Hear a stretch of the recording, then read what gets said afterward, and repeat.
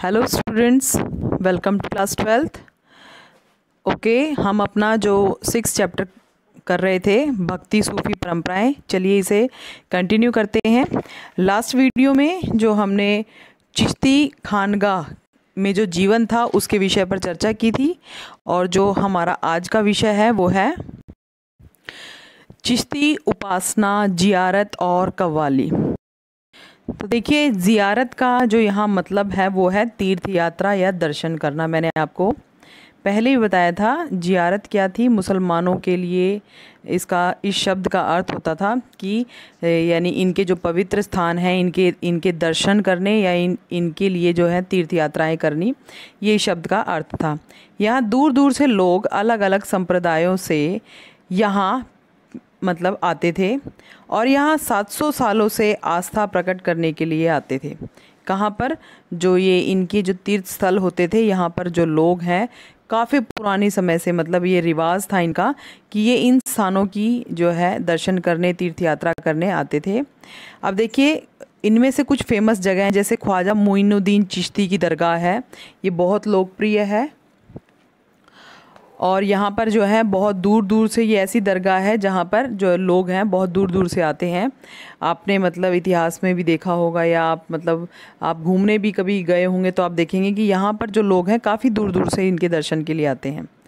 शेख की सदाचारिता, धर्मनिष्ठा, वारिसों की महानता, राजसी मेहमानों द्वारा दिए गए प्रत्यक्ष, यानी कि अगर हम देखें तो जो शेख की सदाचारिता और धर्मनिष्ठा, यानी इन स्थानों पर ये सब चीज़ें जो हैं हमें दिखाई देती हैं। और जो यहाँ पर हैं, जो अगर हम देखें तो इतिहास में कि मोहम्मद बिन तुगलक भी यहाँ पर मतलब आए थे इनकी जो है सदाचारिता को देखने, क्योंकि ये जो तीर्थ स्थल होते हैं ये शेख जो इनके जो संत होते हैं उनके एक सादे जीवन पर आधारित होते हैं, उनकी धर्मनिष्ठा पर आधारित होते हैं। ठीक है। और ये जो यहाँ पर जो है दूर दूर से जो राजसी मेहमान हैं वो मतलब यहाँ देखने आते हैं। तो इसका जो प्रत्यक्ष उदाहरण है मोहम्मद बिन तुगलक का भी हम देख सकते हैं। देखिए, शेख की मज़ार पर पहली इमारत किसने बनवाई थी? गियासुद्दीन खिलजी ने। अनेक यात्री यहाँ आते थे और 16वीं शताब्दी तक अजमेर दरगाह काफ़ी प्रसिद्ध हो गया था। क्योंकि इस बात से ही हम अनुमान लगा सकते हैं, क्योंकि यहाँ पर जो बादशाह अकबर थे वो 14 बार यहाँ पर दर्शनों के लिए आए। प्रत्येक यात्रा पर शासक दान देते थे। ये देखिए, जो आपको पता है शासक काफ़ी धनवान होते थे, तो यहाँ पर जो है काफ़ी संख्या में या बहुत ज़्यादा बड़ी मात्रा में जो है प्रत्येक जो शासक यहाँ पर दर्शन के लिए आता था वो दान भी देता था। खाना पकाने के लिए विशाल देग दान में दिया गया था। यानी कि आपको पता है इन स्थानों पर क्या होते, विशाल लंगर चलते थे। दूर दूर से जो यात्री आते थे उनके रहने सहने के लिए भी मतलब यहाँ पर जो इंतज़ामात किए जाते थे, तो इसके लिए यहाँ पर विशाल जो है देग दान में दिए जाते थे शासकों के द्वारा। ठीक है ना। मस्जिद बनवाई जाती थी। यहाँ पर जो नाच जो गान होता था, जैसे संगीत होता था, इसको जियारत का हिस्सा माना जाता था, यानी कि जैसे दर्शन का हिस्सा माना जाता था। यहाँ पर अगर आप देखेंगे तो सूफी सन्यासी जो यहाँ बैठते थे वो क्या करते थे, अपने ईश्वर के प्रति प्रेम दिखाने के लिए यहाँ पर जो वो संगीत में डूब जाते थे और मदमस्त होकर के नाचने लग जाते थे। तो ये इनकी जो भक्ति दिखाने का जो तरीका था। कव्वाली गाते हैं यहाँ पर, और जो यहाँ संगीत बजता है या संगीत गाया जाता है, कव्वाली गाई जाती है, उसे समा कहा जाता है। इसके बाद देखिए, जो हमारा नेक्स्ट जो टॉपिक है वो है भाषा और संपर्क। अब देखिए अगर आप देखें कि यहाँ पर भाषा मतलब इन्होंने जो ये संत महात्मा थे, इन्होंने जो है आम जन से संपर्क बांधने के लिए या उनकी जो है उन्हें मतलब उनके विश्वास को हासिल करने के लिए, तो उन्होंने मतलब किस तरह की जो भाषा का या संपर्क, आम जनता से संपर्क का कौन सा तरीका अपनाया। तो देखिए, चिश्तियों ने जो है स्थानीय भाषा को अपनाया। स्थानीय बोलचाल की भाषा, देखिए अगर हमें किसी को अपनी बात की, अपने मन की बात अगर समझानी हो तो हमें उनकी भाषा में बात करनी पड़ेगी। तो जो चिश्ती थे, जो चिश्ती संत थे, इन्होंने क्या किया, अपनी जो कविताओं की रचना की, आपने जो संदेशों को आम जन तक पहुंचाया, ये इन्होंने स्थानीय भाषा के आधार पर ही भेजा। और क्षेत्रीय भाषा, देखिए यहाँ पर जो बाबा फरीद थे, एक महान संत हुए थे जिन्होंने अपनी कविताओं की रचना की, वो क्षेत्रीय भाषा में की थी। तो सूफियों ने लंबी जो कविताएं लिखी थी, ऐसे सूफी संत हुए थे जिन्होंने लंबी लंबी कविताएं लिखी, और वो कविताएं किसको समर्पित थी? वो इनके ईश्वर को समर्पित थी। वो ईश्वर के प्रति अपने प्रेम को दिखाना मतलब चाहते थे, व्यक्त करना चाहते थे। तो इस तरह से उन्होंने जो है आम बोलचाल की जो भाषा उस समय जो है समाज में जो प्रचलित थी, ऐसी भाषा का उन्होंने सहारा लिया। इसके बाद देखिए सूफ़ी और राज्य, यानी कि जो ये सूफ़ी संत हुआ करते थे, इनका राज्य के साथ कैसा संबंध था? मतलब राज्य से मतलब है यहाँ पर कि इन क्षेत्रों में जो शासक होता था उनके साथ कैसा संबंध होता था। इस टॉपिक पे हमने पहले भी चर्चा की थी, लेकिन अब इसको और ध्यान से देखिए कि जो चिश्ती संप्रदाय था संयम और सादगी वाला था। देखिए जो चिश्ती जो सिलसिला था, चिश्ती जो संप्रदाय था, इसके जो महान संत हुए हैं उनका जो जीवन था संयम मतलब वो अपनी इच्छाओं पर, अपने जो है आकांक्षाओं पर, मतलब उनका सब कंट्रोल था बहुत ज़्यादा, और मतलब बहुत ही संयमित जो जीवन वो जीते थे। सादगी भरा जीवन होता था उनका। सत्ता से दूर रहते थे, यानी कि मतलब उन्हें किसी भी प्रकार का मतलब कोई लोभ लालच या मतलब किसी जगह से या किसी प्राणी से या किसी राज्य से या राजा से, किसी से कोई जो है, उनके लिए क्या होता था कि सभी लोग जन समान हैं, सभी को सादा जीवन जीना चाहिए। ये इन्होंने मतलब ऐसे बातों पर बल दिया।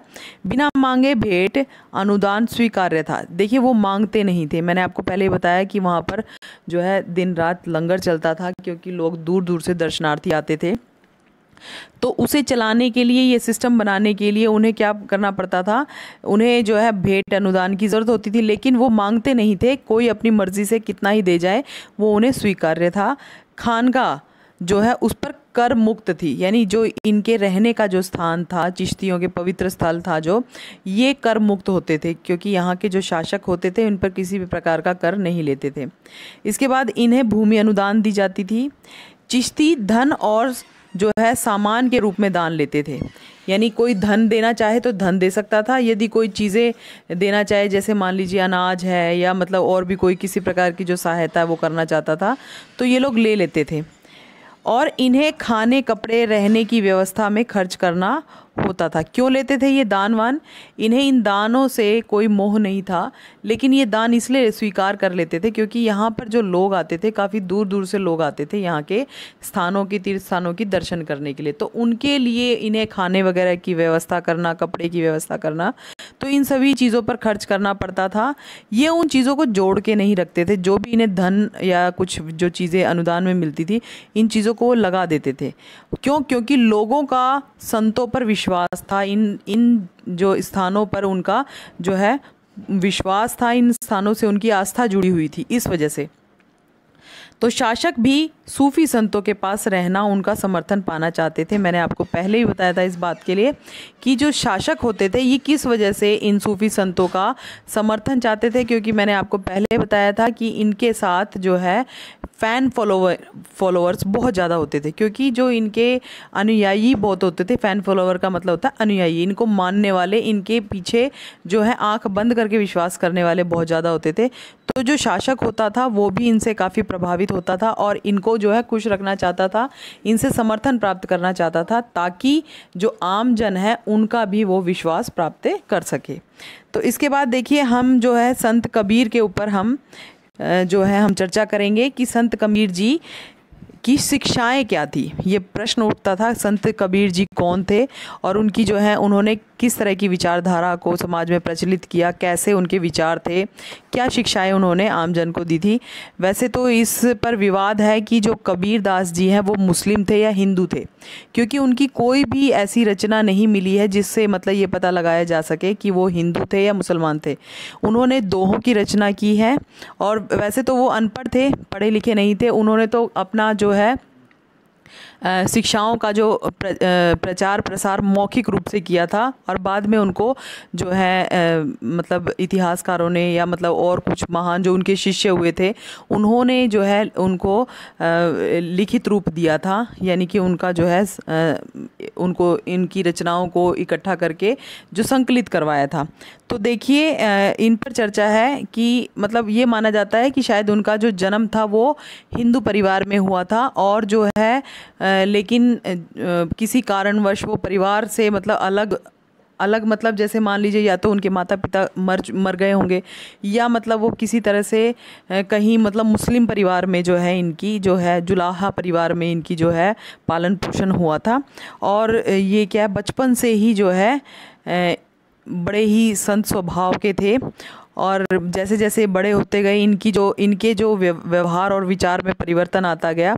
और बड़े होने के बाद आप शायद जानते भी होंगे, इनके जो गुरु थे, इन्होंने रामानंद जी को अपना गुरु, क्योंकि इनके दोहों के माध्यम से हमें पता लगता है कि रामानंद जी इनके गुरु थे। तो देखिए अब इनकी विचारधाराओं पर जो है नज़र डाल लेते हैं। तो देखिए एक ईश्वर में इनका विश्वास था। ये कट्टर मतलब ये क्या मानते थे कि भाई ईश्वर एक है, ना तो वो मतलब हम उसको चाहे अल्लाह के रूप में पूजे, चाहे ईश्वर भगवान के रूप में पूजे, चाहे हम मंदिर में चले जाएं, चाहे हम मस्जिद में चले जाएं, यानी कि हम लोगों ने इनको बांटा हुआ है। लेकिन ईश्वर जो है असीम शक्ति है जो एक ही रूप में विद्यमान है, मतलब परमात्मा एक है। और जात पात का खंडन किया इन्होंने। इनका विश्वास था कि भाई जात पात जाति पाति लोगों ने ही बांटी है, ईश्वर ने किसी को जात पात के बंधनों में बांध करके नीचे धरती पर नहीं भेजा है। और ये हमेशा से हिंदू मुस्लिम भाईचारे पर जो जोर देते थे, क्योंकि देखिए ये चीज़ हमें कब पता लगती है कि इनकी ये माना जाता है कि इनकी जब मृत्यु हुई थी तो मतलब ये हुआ था कि इनको जो हिंदू रीति रिवाज से जलाया जाए या मुस्लिम रीति रिवाज से दफनाया जाए। तो मतलब इन्होंने पहले ही मतलब ये कह दिया था कि ना हिंदू और ना मुसलमान किसी भी रीति रिवाज से मतलब ऐसा नहीं होना चाहिए, मुझे मिल करके दोनों धर्मों ने मिल करके इनका मतलब जैसे जो है इनका अंतिम जो है संस्कार किया था। तो ये देखिए उसके बाद कि इन्होंने जो है मुसलमान भाईचारे पर, मुस्लिम हिंदू भाईचारे पर बड़ा बल दिया। और कट्टरपंथी मुसलमान मुल्लाओं, कट्टरपंथी मुल्ला कौन होते थे? देखिए मुल्ला उनको कहा जाता था जो है मुस्लिम धर्म में बहुत ज़्यादा जो ज्ञानी पढ़े लिखे होते थे। और ब्राह्मण से मतलब जाति से नहीं है यहाँ पर, ब्राह्मण का मतलब है कि जो मतलब ब्रह्म ज्ञानी है उनके लिए। तो इन्होंने इनका खंडन किया, क्योंकि इनमें जो है कट्टरपंथी यानी कुछ ऐसे नियम हैं इनके जो मतलब ये मतलब जो पुराने घिसे पिटे रीति रिवाज या अंधविश्वासों में जो है ये ज़्यादा मतलब बल देते थे। तो इस वजह से इन दोनों ही जो है मुल्लाओं का और ब्राह्मणों का इन्होंने खंडन किया, क्योंकि इन्होंने जो है आम जनताओं को भ्रमित करने का प्रयास किया है और पुराने रीति रिवाज या अंधविश्वासों में जो है अंधविश्वासों को इन्होंने जो है समाज में प्रचार प्रसार करने में जो है इनका काफ़ी हाथ था। इस वजह से इन दोनों का ही जो है कबीर जी ने जो है खंडन किया। ईश्वर भक्ति के साथ साथ जीव जंतुओं से भी प्यार करना चाहिए, ये भी इनकी एक नीति थी कि मतलब जो भी जीवित चीज़ें हैं, जो भी जिनमें भी प्राण है, मतलब जो भी प्राणवान है उनसे हमें प्रेम करना चाहिए। जातीय भेदभाव को त्याग कर मानव मात्र से प्रेम करना चाहिए, यानी कि जाति पाति में हमें फंसे नहीं रहना चाहिए, हमें इंसान से प्रेम करना चाहिए, हमारे अंदर इंसानियत होनी चाहिए। और ये मूर्ति पूजा का मतलब खंडन करते थे। ये मतलब इनका मानना था कि क्या है ये मूर्ति पूजा, मतलब हम भगवान को मतलब मूर्त, क्योंकि परमात्मा जो है उसका कोई रूप रंग आकार नहीं है। इन्होंने बहुत सारे दोहे मतलब इनके ऊपर भी लिखे, आपने देखा भी होगा। एक दोहा, एक प्रसिद्ध दोहा है इनका, तो मुझे याद है, मैं आपको बता देती हूँ।